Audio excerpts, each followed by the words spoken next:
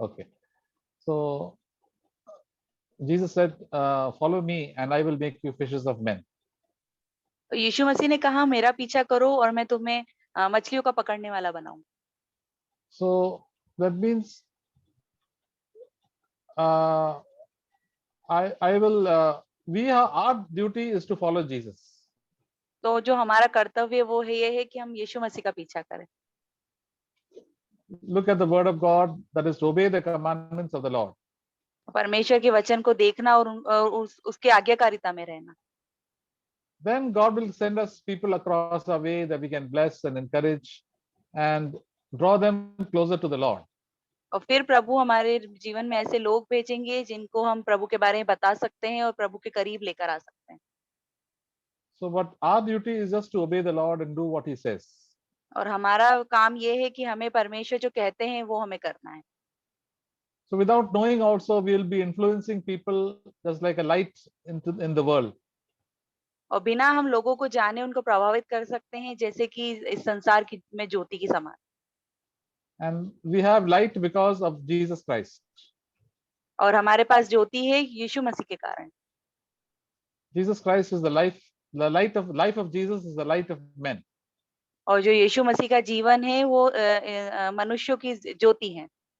So from the very first day of our spiritual life, we can shine brighter and brighter. और हमारे आत्मिक जीवन के पहले दिन से हम और भी ज्यादा जो है चमक सकते हैं। The more we do God's will, the more our light shines brighter. और जितना हम परमेश्वर की आज्ञाकारिता में रहेंगे उतना ज्यादा हम चमकेंगे। Because we get more of the life of Jesus, the character of Jesus. क्योंकि उतना ज्यादा हमारे यीशु मसीह का जीवन और उनका चरित्र हमारे जीवन में आएगा। But if we do not obey the Lord, then our light becomes dim and ultimately goes out. अगर हम यीशु मसीह का पीछा नहीं करेंगे तो वो जो ज्योति होगी वो कम होती जाएगी और एक दिन चली जाएगी।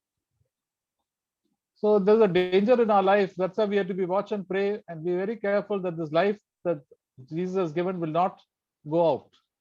और ये इसलिए हमेशा हमें सचेत रहकर प्रार्थना करनी है ताकि जो यीशु मसीह ने हमें ज्योति दी है वो चली ना जाए। There is like a big treasure for us. और ये बहुत बड़े खजाने की तरह है हमारे लिए। We may lose all our health or wealth and everything else, but we must never lose the Spirit of God and the nature of God which God has given us. और हमारा सारा धन और सारी जो स्वास्थ्य है वो हम खो दे पर परमेश्वर का आत्मा और परमेश्वर को हमें नहीं खोना है। So many people in this world have so much of wealth and so much of property and fame, but they do not have the life of Jesus.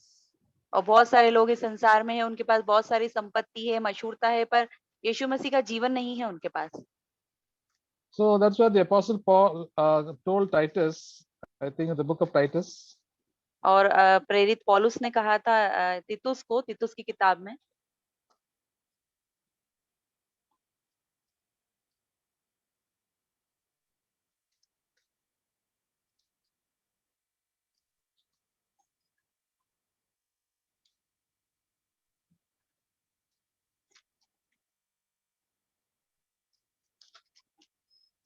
Just check where it is written. Guard through the Holy Spirit the treasure that has been entrusted to us. I think it is not Titus, it is in 2 Timothy chapter 1. दूसरा तीमुथियुस पहला अध्याय Verse 14. 14 वचन। Guard through the Holy Spirit who dwells in us the treasure that has been entrusted to you. और पवित्र आत्मा के द्वारा जो हम में बसा हुआ है इस अच्छी छाती से रखवाली कर। So Chati means treasure, I think. Huh? So it says the treasure, God khajana. It's the big, God has given us a big treasure. We should value it. और परमेश्वर ने हमें बहुत बड़ा एक खजाना दिया है जिसका हमें मूल्य समझना चाहिए। So because of that, God looks at us with great pleasure. और इसीलिए परमेश्वर हमारे सामने देखते हैं बहुत खुशी से। Because we have been redeemed by the precious blood of Jesus Christ, and God loves us, and we are His own children, and God has given us an inheritance. और परमेश्वर ने हमें यीशु मसीह के पवित्र लहू के द्वारा छुड़ाया है और हम उसके वंश के हैं। And we have all eternity to live with the Lord. और हमारे पास अनंत काल है परमेश्वर के साथ जीने के लिए। But the problem is that we have got two big enemies. That is, one is our own self, our self life, and one is the devil. पर दिक्कत ये है कि हमारे पास 2 दुश्मन हैं, जो कि पहला है हमारा खुद का जीवन और दूसरा है शैतान। So while we live in this world, we have to be very, very careful that these things will not bring us down, take us away from the Lord. और जब हम इस संसार में रहते हैं, तो हमें सचेत रहना है कि कहीं ये दोनों चीज़ें हमें परमेश्वर से अलग ना कर दें। When we do our own will, we fall into sin and we get separated from God. और जब हम अपनी खुद की इच्छा करते हैं, तो हम परमेश्वर से अलग हो जाते हैं। And the devil encourages us to do our own will. और शैतान हमें प्रेरित करता है कि हम अपनी खुद की इच्छा को करें।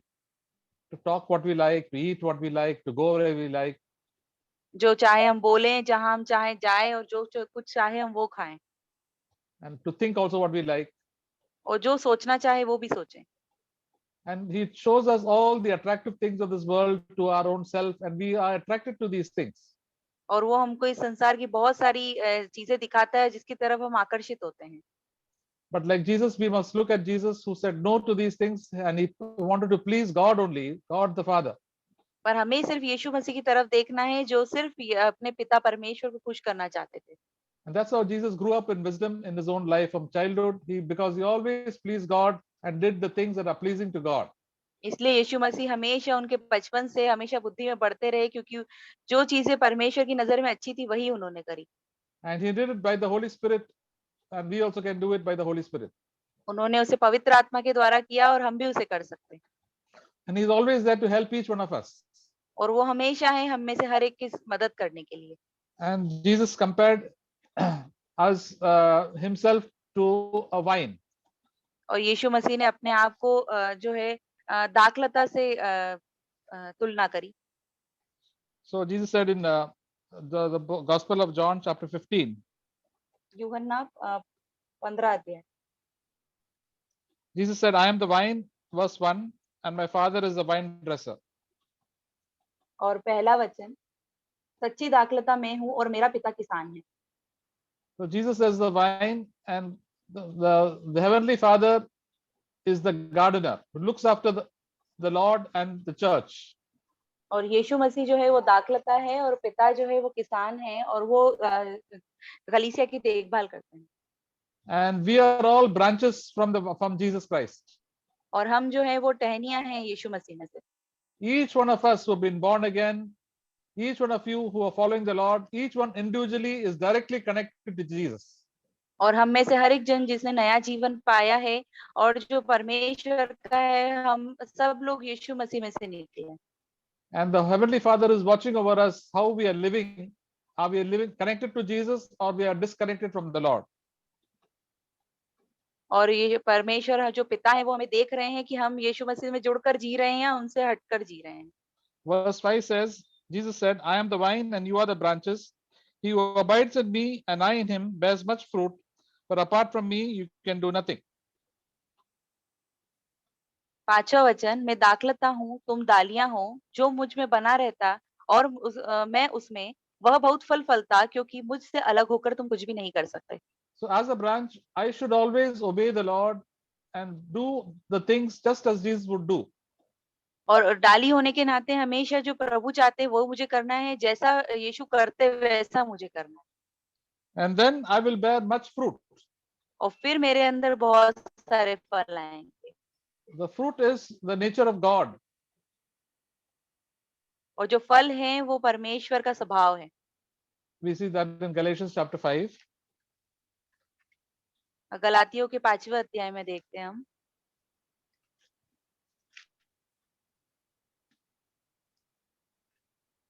Chapter 5, verse 22. 22 वचन, But the fruit of the Spirit is love, joy, peace, patience, kindness, goodness, faithfulness, gentleness, self-control. Against such things there is no law. 22 और 23 वचन, पर आत्मा का फल प्रेम, आनंद, मेल, धीरज और कृपा, भलाई, विश्वास, नम्रता और संयम, ऐसे ऐसे कामों के विरोध में कोई व्यवस्था नहीं। So as we obey the Lord every day in our life, this type of fruit, this type of nature comes into our life. जैसे जैसे हम प्रभु के लिए रोज जीते हैं, इस तरह का जो स्वभाव है हमारे जीवन में आता है। And all the things that are not the nature of Christ, which is opposite of the fruit, or bad fruit, goes away. और जो भी यीशु मसीह के स्वभाव के जैसा नहीं है, जो बुरा फल है, वो चला जाता है। For example, in Galatians chapter 5, verse 22, it says the fruit of the Spirit is love. और उदाहरण के लिए जो 5वां अध्याय है उसके 22 वचन में लिखा है कि आत्मा का फल प्रेम है। So the opposite of love is hatred, irritation, all that. That is not from God. और जो प्रेम का जो विपरीत होता है वो है चिड़चिड़ाना, गुस्सा करना, जो कि परमेश्वर की ओर से And नहीं है। earlier we used to have all that before we came to the Lord. But all these things, this hatred and unforgiving spirit, should go away from our lives. और प्रभु में आने के पहले हमारे जीवन में ये सब कुछ था, पर जो दूसरों को माफ ना करने का आत्मा है, और ये सब चीजें हमारे जीवन में से जानी चाहिए। When we listen to the Holy Spirit and obey the Lord, we will be able to love other people and love God. और जब हम प्रभु को सुनेंगे तो हम दूसरे लोगों से प्रेम कर सकेंगे और प्रभु से भी प्रेम कर सकेंगे। And second is joy. We should have more and more joy in our life. और दूसरा है आनंद, हमारे जीवन में बहुत आनंद होना चाहिए। The opposite of joy is what? और आनंद का विपरीत क्या है? Sadness and depression. और तनाव है और दुख है। In every situation, we should be rejoice in the Lord. हर एक परिस्थिति में परमेश्वर में हमें आनंदित रहना है। And the third fruit of the Spirit is peace. और तीसरा है mail. It is good, and the opposite of peace is anxiety और जो शांति है उसका जो विपरीत है वो है चिंता करना and take a lot of tension. और बहुत सारी टेंशन उठाना। So when we don't walk with the Lord and not abiding in Him, we get a lot of tension. और जब हम प्रभु के साथ नहीं चलते तो हमारे जीवन में बहुत सारी चिंताएं आ जाती। And the fourth is patience. और चौथा है धीरज। Without patience, then we get very impatient and irritable. और बिना धीरज के हम धीरजवंत नहीं रहेंगे। That's why God sends us many situations and problems in our life so that we can learn patience. और इसीलिए प्रभु हमारे जीवन में बहुत सारी परिस्थितियां भेजते हैं कि हम धीरजवंत होना सीखें। So being impatient people, we learn to talk patiently. और जिन लोगों में धीरज नहीं होता है उनसे हमें धीरज से बात करनी चाहिए। And the fifth is kindness. 5वां है कृपा। Kripa, kindness. Kindness means kripa, a, grace. Daya. Kindness, daya, kindness. Kind or merciful. Then instead of kind, we should not speak harsh words or unkind words. और दया का मतलब है कि हमें किसी से बुरी तरीके से बात नहीं करना चाहिए, कठोर शब्दों से। Kind to everybody. और सबके साथ दया दिखानी चाहिए। And that's how we should be, of people who are harsh to people whom we don't like.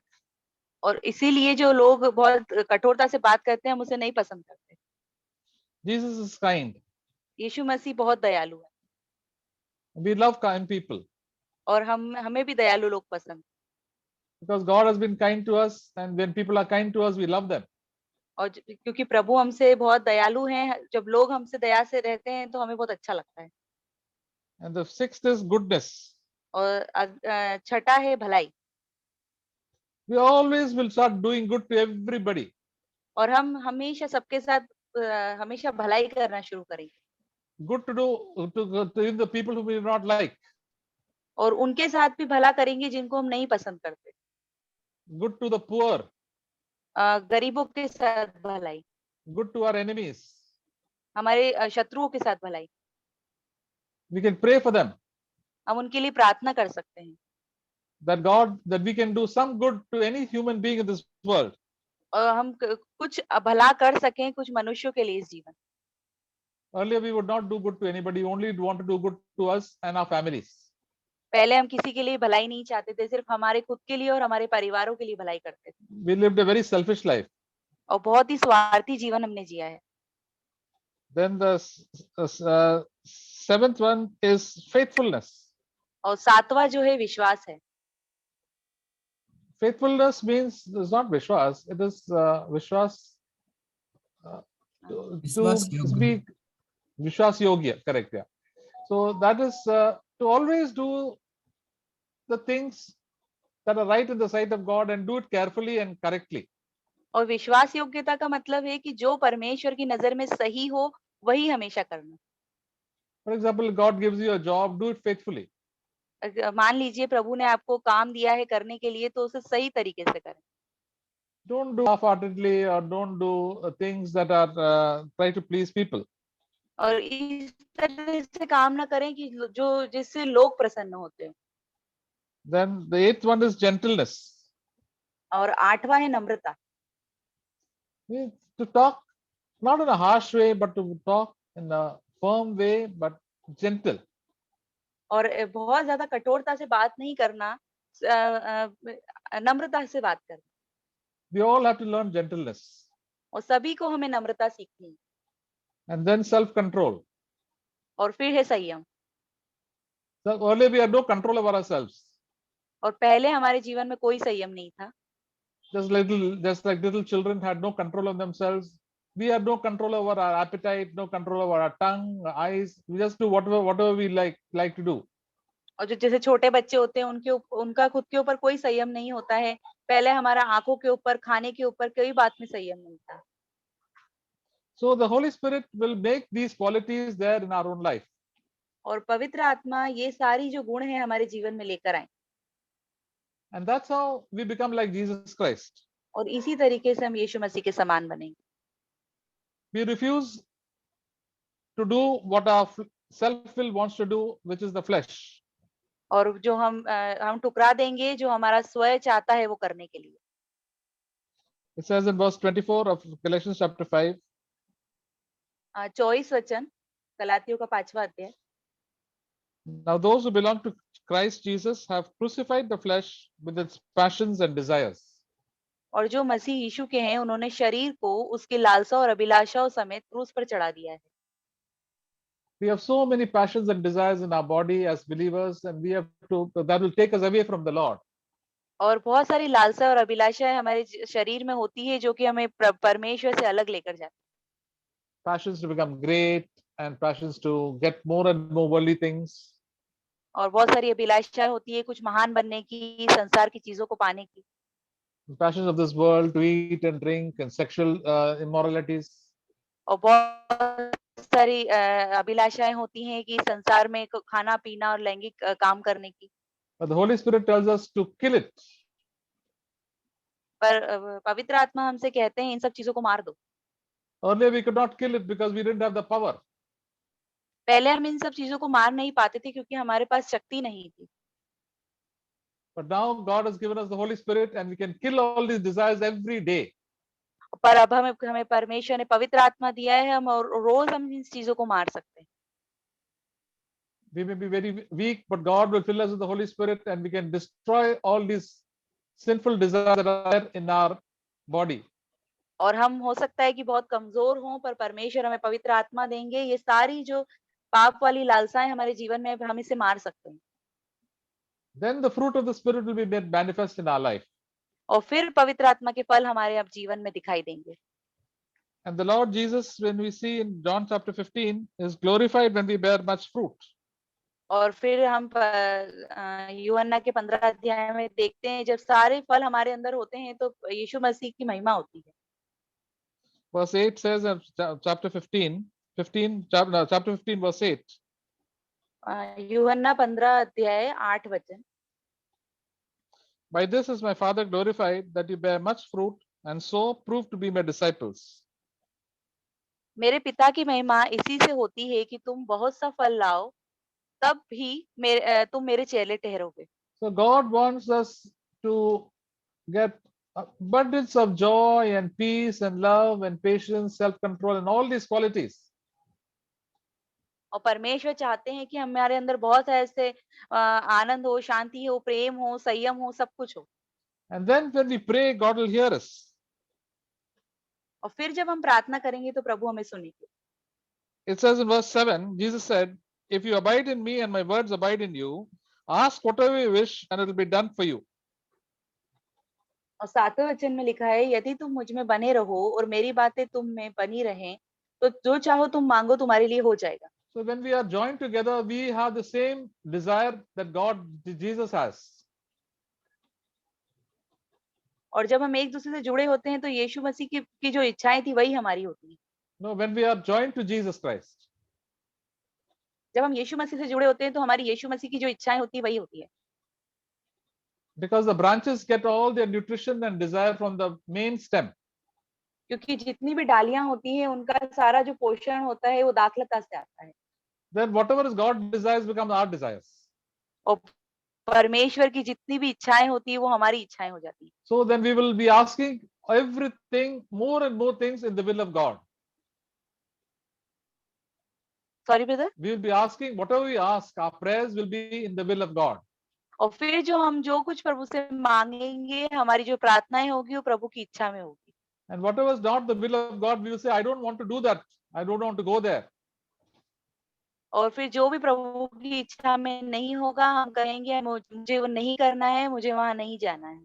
For example, in the case of marriage, we will always say, Lord, I want a person who really loves you very much. And I want to follow you and I want to do your will.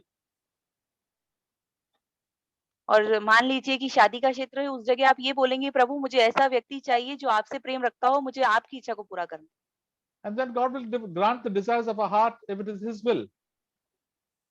और फिर परमेश्वर हमारी मन की इच्छा को पूरा करेंगे, अगर वो प्रभु की इच्छा में होगा। If a person is not following the Lord, we don't want to marry such a person. अगर वो व्यक्ति होगा, वो परमेश्वर का पीछा नहीं कर रहा है, तो हमें उस व्यक्ति से शादी नहीं करनी।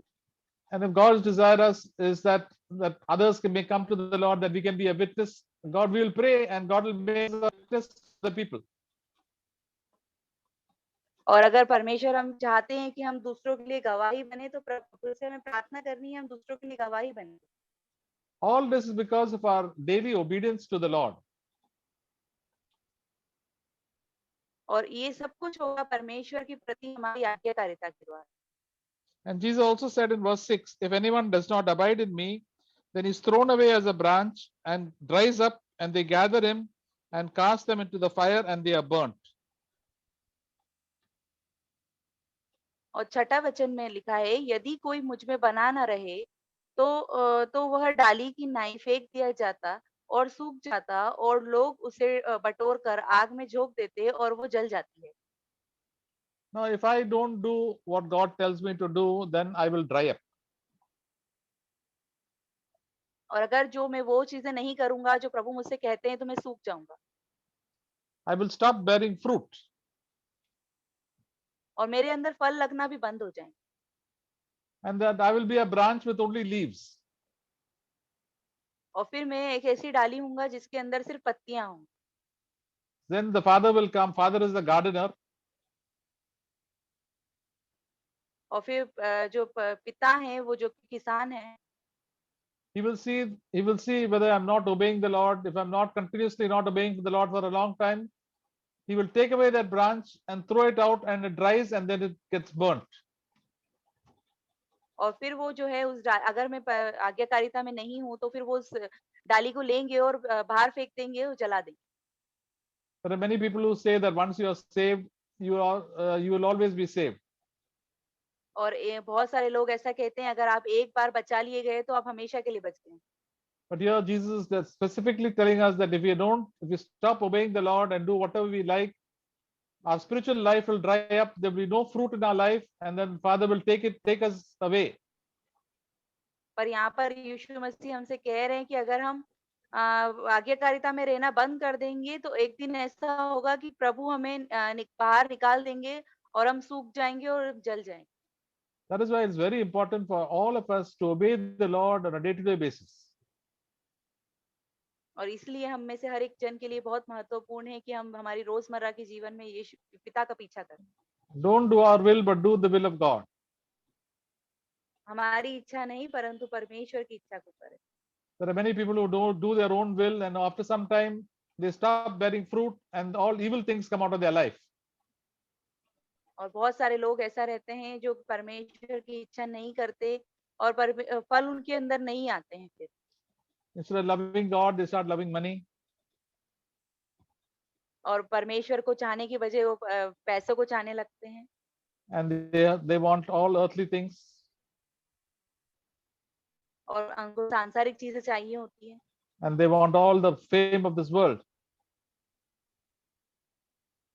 और इस संसार में मशहूरता होनी चाहिए होती And then what happens from their life? All the good fruit goes away, and all the bad fruit starts coming up.